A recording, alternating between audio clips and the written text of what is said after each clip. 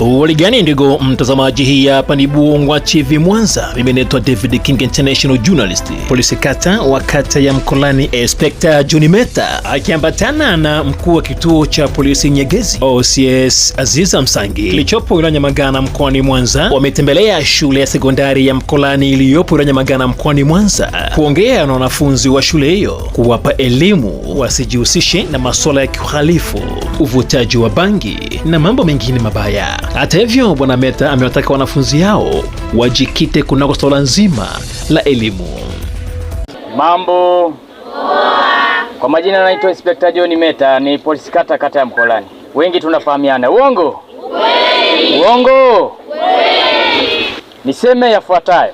Tunasikilizana kule nyuma Tusijihusishe na masuala kama hayo. Tunaelewana vizuri Kazi yenu ni moja tu. Ni kusoma. Mko shuleni, tulieni muendelee na masomo yenu kama kawaida. Sawa sawa Nimesemaje? Tuendelee na masomo kama kawaida. Yale mengine yaacheni, sisi tutayafanyia kazi. Sawa sawa Tukikubaini unafanya vurugu wewe ulioko ndani ya shule hii, tutashughulika na wewe na hatutotaka, na hata hivyo haitopendeza. Tumeelewana vizuri Jikite na elimu zaidi. Sawa sawa Lakini kama unajihusisha na matendo ya kihalifu na we umo ndani humu, acha mara moja. Acha mara moja. Lakini kama mnawaona wale wahusika wanajisogeza maeneo haya, ishu ya msingi ambayo unatakiwa kufanya wewe kwa haraka ni kutoa taarifa kwa walezi walioko humu ndani, mwalimu wa zamu walioko humu ndani, lakini pia hata askari wetu walioko humu ndani. Sikuna mlinzi humu ndani Tutoe taarifa haraka ili tuweze kuifanyia kazi kwa mapema sana. Lakini wewe usichukue jukumu la kwenda kureact wewe kama wewe. Tunaelewana vizuri Kwa sababu hatua wewe kufanya reaction ile ndio italeta mambo mengine zaidi. Ukiona kuna changamoto namna hiyo, fanya haraka kwa wepesi, nenda kamuone mwalimu wa zamu haraka sana, utoe taarifa ili na yeye atujulishe haraka sana tuweze kuifanyia kazi haraka. Tunaelewana vizuri Lingine, tunamfahamu aliyefanya kitendo hicho. Ninaamini tunamfahamu. Sasa kama tunamfahamu, naomba tufanye yafuatayo haraka sana. Kabla hatujatoka hapa, usiogope kutoa taarifa.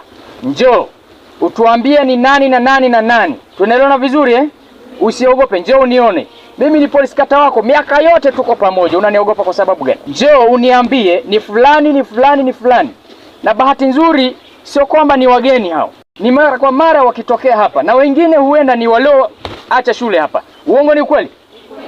Na ni wengine ni wale mavuta bangi wa siku nyingi ambapo wamekataa shule kwa ajili ya mapangi wakaingia mtaani, sio? Sasa njoo uniambie ni fulani haraka sana ili tuweze kushughulikia kwa ndani ya muda mfupi sana. Taarifa yako itatusaidia sisi tufanye shughuli hiyo kwa haraka na wepesi, ili haki ipatikane kwa mwenzetu ambaye amejeruhiwa namna ile. Tumeelewana vizuri Form 4 wako wapi? Mikono juu.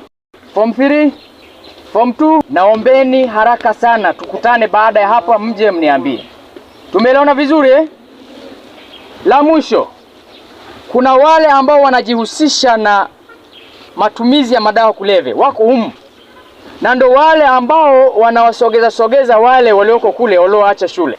Wana mawasiliano. Wale wa kule wanaleta hayo mabangi yao humu. Mwisho wa siku mnawasiliana. Muache mara moja.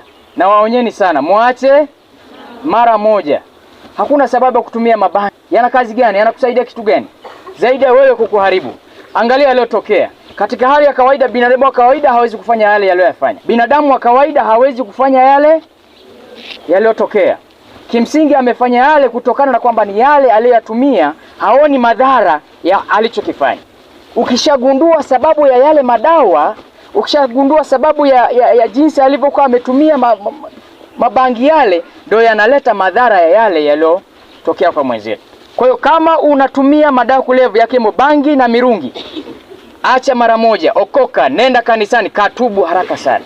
Sisi tumeelewana vizuri Na waonya sana, muache mara moja. Sawa